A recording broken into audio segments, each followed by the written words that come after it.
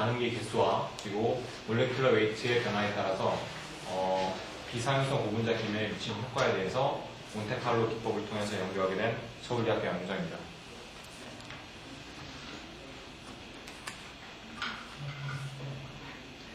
우선 기본적으로 상용화제 방법에는 크게 두 가지로 나눠지는데 한 가지는 물리적 상용화 방법과 또 한 가지는 반응에 의한 화학적 상용화 방법입니다. 그림에서 보시는 바와 같이 일반적으로 많이 쓰이는 상용화제 방법 중에 이제 화학적 상용화 방법을 인더스트리에서 상당히 많이 사용하게 되는데요. 보시는 바와 같이 반응기를 랜덤하게 붙여가지고 계면에서 반응을 통해서 우리가 원하는 블록 포폴리머를 형성하게 되고 그리고 이제 실제로 계면을 보강하게 되는 그런 효과를 얻게 됩니다. 이러한 그 화학적 그 반응에 의한 그 이제 계면 보강은 계면에서 이러한 어떤 코올레센스를 형성하게 됨으로써 주위에 상당히 계면을 이제 강화시키게 되고 그런 효과에 따라서 이러한 이제 어떤 계면의 프레어가 상당히 강해지는 그러한 효과를 보이게 됩니다. 근데 실제로 기존에는 많이 그 랜덤하게 이제 반응기를 붙여서 이제 실제로 실험을 많이 하게 되는데요. 실제로 우리가 실제로 원하는 계면에서의 정량화를 하기 위해서 본 연구에서는 모노엔드 펑셔널 필름, 즉 한쪽 고분자의 한쪽 말단에만 반응기가 붙어있는 모노엔드 펑셔널 시스템과 그리고 양쪽에 붙어있는 다인드 펑셔널 시스템에 대해서 본 연구에서는 살펴보았습니다. 그러면 실제로 본 연구에서 수행한 이제 시뮬레이션 테크닉에 대해서 잠시 설명을 드리겠는데요. 본 연구에서는 한쪽 끝에만 반응기가 붙어있는 모노엔드 펑셔널 폴리머와 그리고 양쪽에 붙어있는 다이앤드 펑셔널 폴리머를 집어넣었을 때 어떤 효과가 있느냐, 그리고 화살의 길이를 하나는 좀 짧게 그리고 하나는 그걸 2배 정도를 변화시켰을 경우에 이라는 게 어떤 계면에 어떤 영향을 끼치는 데 대해서 여러가지 리액션 레이트라든가 계면 두께라든가 그리고 거기 형성되는 코폴리머의 스트럭처가 어떻게 변하는지에 대해서 이제 몬테칼로 기법 중에 하나인 본드 플럭추에이션 모델과 그리고 슬리더링 스네이크 모델을 사용했습니다.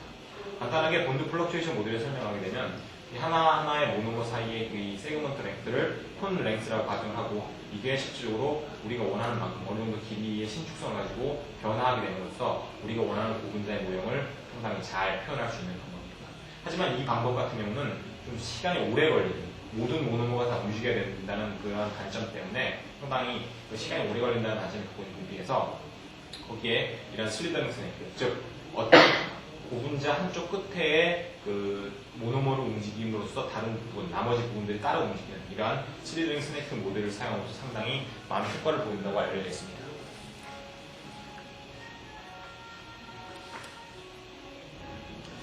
이러한 몬테칼로 기법에 대해서 좀 더 자세하게 살펴보면 제가 시뮬레이션 그 시스템을 잡은 박스 사이즈는 각각 LLD 이런 식으로 잡았고 앞서 보여드린 본드 플럭추에이션은 1차원인데 비해서 좀 더 3차원을 확장하여 사용하였으며 그리고 속도를 좀 빠르게 하기 위해서 마찬가지로 슬리더링 스네이크를 같이 사용했습니다. 그리고 인터랙션 에너지 같은 경우는 A와 B, 여기서 원래는 기본적으로 이미서블 폴리머 상태가 들어있는 상태에서 시뮬레이션 하기 때문에 A와 B 같은 경우는 반발력이 작용해요. 그리고 A 같은 거와 같은 거 길이는 인력이 작용하게 집어넣고 블렌드 상태를 이제 시뮬레이션 하기 위해서 농도를 0.5로 잡았으며 길이가 10머와 20머에 대해서 각각 시뮬레이션 박스 사이즈를 이렇게 잡았습니다. 그리고 이 결국 여러 개의 그 앙상블 에버를 취하기 위해서 피어리드 바운더리 컨디션을 각각 X와 Z 방향 모두에 대해서 적용하여 보시는 바와 같이 두 개의 계면을 형성하게 만들었습니다. 물론 속도를 위해서 단지 이렇게 잡은 것이기 때문에 특별한 이유는 없습니다. 그리고 각각의 실제로 농도를 변화시켰을 경우에 어떻게 그 계면에 미치는 효과에 대해서 어떻게 나타나는지 알기 위해서 각각의 농도를 이렇게 변화시켰습니다.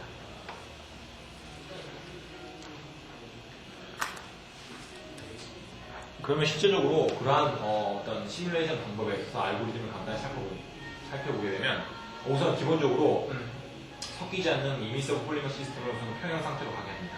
그리고 그 평형 상태로 가게 한 상황에서 그 호모폴리머에서 임의로 리액티브 폴리머를 어느 농도의 수준에서의 추출을 해내고 그 상황에 즉 그렇게 만들어진 리액티브 폴리머 시스템을 다시 한번 평형 상태로 가게 됩니다. 이러한 중간중간 과정 사이에서 상당히 에너지 계산 부분이나 여러 개 복잡하기 때문에 앞서 말씀드린 본드 플럭추에이션 모델과 슬리더링 스네이크 모델을 집어넣어가지고 좀 긴 체인 시스템, 즉 20머의 경우에 대해서 시뮬레이션을 탔고 마지막으로 또 얻게 된 그 평형 상태에서 우리가 원하는 인터페이셜 프로퍼티를 얻게 됐습니다.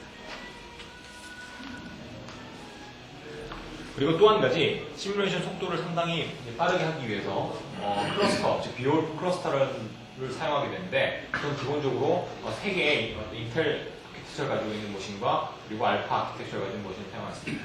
기본적으로 클러스터라고 하면 여러 개의 이러한 그 컴퓨터, 즉 하나하나의 CPU를 가지고 있는 컴퓨터를 하나 모아놔가지고 이게 하나의 커다란 시스템으로 봐서 속도를 많이 향상시키는 이제 방법 중에 하나인데요.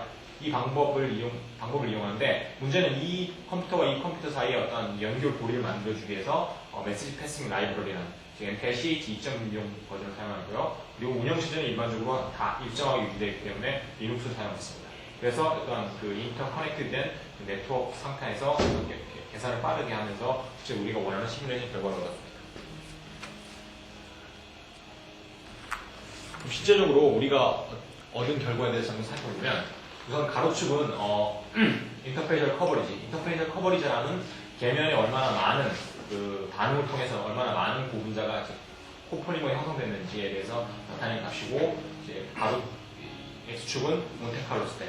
이건 결국 어찌 보면 이제 시간의 개념이죠. 몬테칼로에서 계산하는 이제 어떤 시간의 개념인데 시간이 점점 지남에 따라서 각각의 어떤 그 계면이 형성된 코폴리머가 점점 세츄레이션 되어가는 걸 확인했습니다.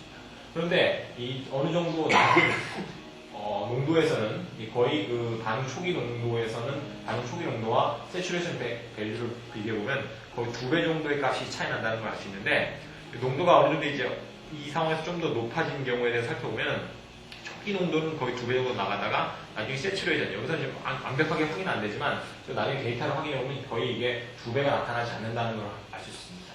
근데 왜 그러면 이 낮은 농도에서는 이러한 결과가 확실히 나오는데 왜 높은 농도에서 이러한 결과가 나왔는지를 좀 더 살펴보기 위해서 몇 가지 다른 결과를 얻어보았습니다. 우선 기본적으로 결과를 얻기 위해서 이제 간단하게 그 계면 두께가 어느 정도 이제 변화했는지 살펴봤는데 계면 두께를 하면 보통 그 헬판드 이론에 따라서 보시는 바와 같이 탄젠트 하이퍼볼릭 형태를 갖게 됩니다. 여기서 계면 두께를 하면 이 하이퍼볼릭에서 요 접선을 그었을 때 요 길이를 의미하는데 요 길이를 계산해 본 결과 상당히 우선 기본적으로 이 어떤 그 앞에 보여드린 그 이론적 계산과 실제로 저희가 계산한 시뮬레이션 결과가 상당히 유사하게 보이는 걸 알 수 있습니다.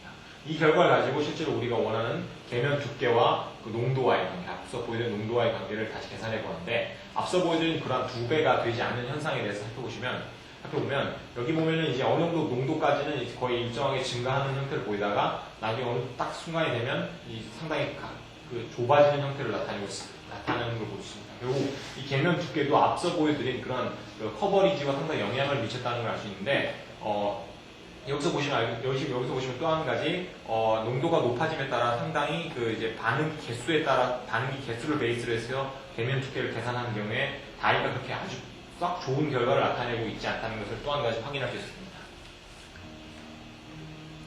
그러면 이런 게 어떻게 코폴리머가 어떻게 도대체 됐길래 계면에서 어떤 형태를 나타낼게 저러한 결과가 나왔는지 그 컨포메이션의 어떤 형태를 살펴봤는데요.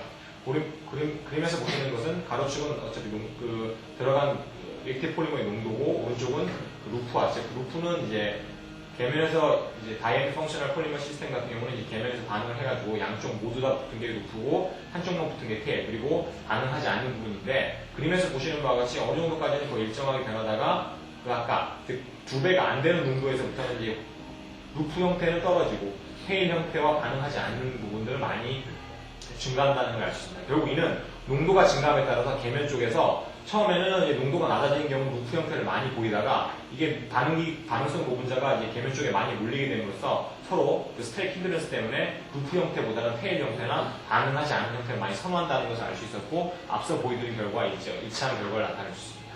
그리고 또 한 가지 이러한 결과를 또 한 가지 확인해 보기 위해서 이니셜 리액션 타임.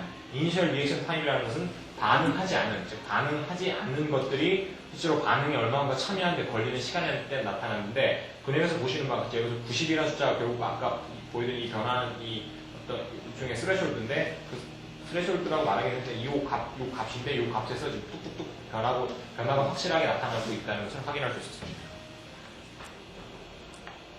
여기까지는 단순하게 그 농도를 변화시켜감에 따라서 그 이제 어떠한 계면 물성에 어떤 영향을 끼치는 데를 살펴보았고, 이번에는 그 체인 랭스가 어떻게 계면 물성에 영향을 끼치는 데를 살펴보았는데,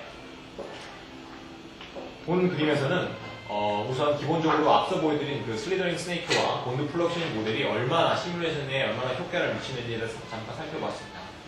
그림에서 보시는 바와 같이 좌표축의 즉 Y축은 일종의 레디어스로 자이레이션이 시간에 따라서 어떻게 변하는지에 대한 어떤 양이고, 일종의 시간에 따른 척도고, 오른쪽은 CPU 타임을 나타냅니다.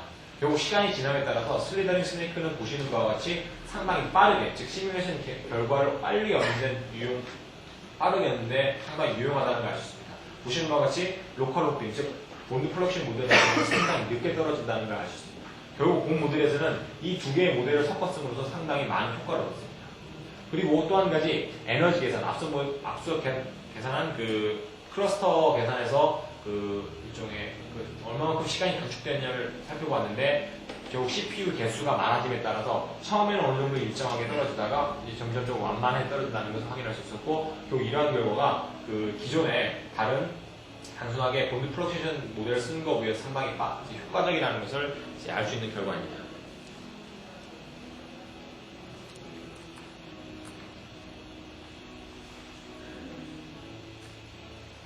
그러면 실제적으로 여기서 체인 랭스가 어떻게 코폴리머의 커버리지, 즉 계면에서 가능한 그 리액티브 폴리머의 개수가 어떻게 시간에 따라서 변하는지에 대해서 각각 체인의 길이에 따라서 변화를 살펴보았는데요. 이 체인의 길이가 이제 길어진 경우에 대해서 시뮬레이션 결과인데, 보시는 바와 같이 어차피 이제 거의 같은 시간 스케일에서 보시는 바와 같이 같은 시간 스케일에서 대충 보시면 이 사슬의 길이가 짧은 경우에 대해서 상당히 커버리지가 값이 높습니다. 즉 많이 반응을 했다는 거죠. 결국 그 체인이 길이가 짧아짐에 따라서 체인의 모빌리티가 커지게 되고, 결국 이거에 따라서 인터페이셜 커버리지가 커지는 데 비해서 상당히 이 20머의 경우에는 오도가 거의 하나 이상 떨어지는 그런 현상을 보이거든요. 결국 시뮬레이션 성도가 상당히 낮게 되고, 하지만 거기에서도 어차피 마찬가지로 모노와 다이의 개수에 비례해서 이제 결과가 거의 세츄레이션은 안 같지만 거의 그런 형태를 나타내고 있다는 것을 알 수 있는 결과입니다.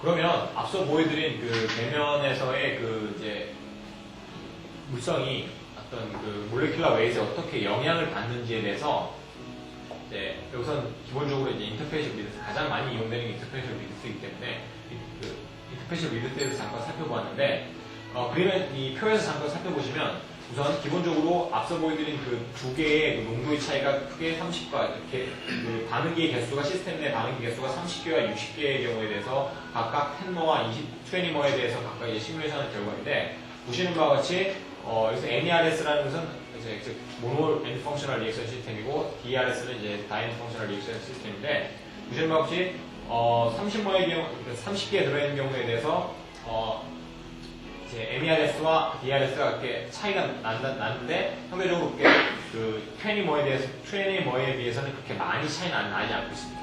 그리고 60머의 경우에 비교한 결과에서도 보시는 바와 같이 그렇게 많이 차이가 안 나는 데 비해서 20머에 대해서는 상당히 좀 많은 결과 차이가 나타나는 것을 알 수 있습니다. 그러면 또 왜 이러한 결과가 나타나는지에 대해서 이제 고분자가 실제적으로 그 이제 반응을 통해서 코폴리머를 형성하게 되는데, 그 이제 코폴리머가 실제로 어떤 구조를, 즉 계면 쪽에서 어떤 구조를 갖는지에 대해서 다시 한번 이제 검토를 해보았는데요.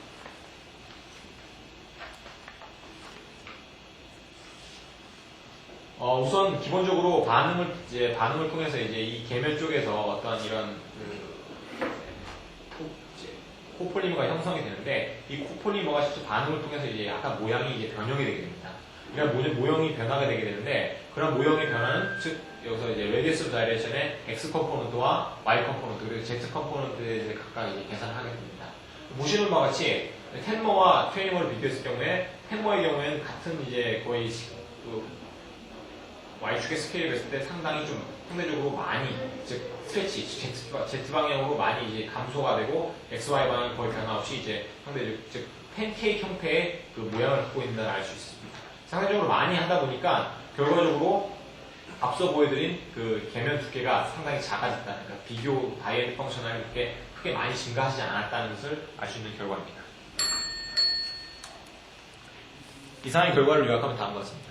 우선 기본적으로 우선 리액티브 폴리머의 농도가 증가함에 따라서 어느 정도 그런 계면 두께가 세츄레이션 밸류에 닿음을 알 수 있었고요. 이러한 현상은 결국 그 계면에서 반응을 통해 형성된 코폴리머의 디스트리뷰션에 따라서 많은 영향을 받았다는 것을 확인할 수 있습니다. 그리고 기존에 단순하게 그 이제 본드 프로페이션 모델만 썼는데 그거에 따라 거기에 슬리더링 스테이킹 모델과 리얼프 클러스터를 사용하면서 상당히 시간 단축에 상당히 많은 효과를 얻었다고 알 수 있었고, 그리고 마지막으로 몰레큘러 웨이트 디펜던스가 코폴리머의 스트럭처와 그리고 계면 두께에 상당히 많은 영향을 미쳤다고 알 수 있었습니다. 이상입니다.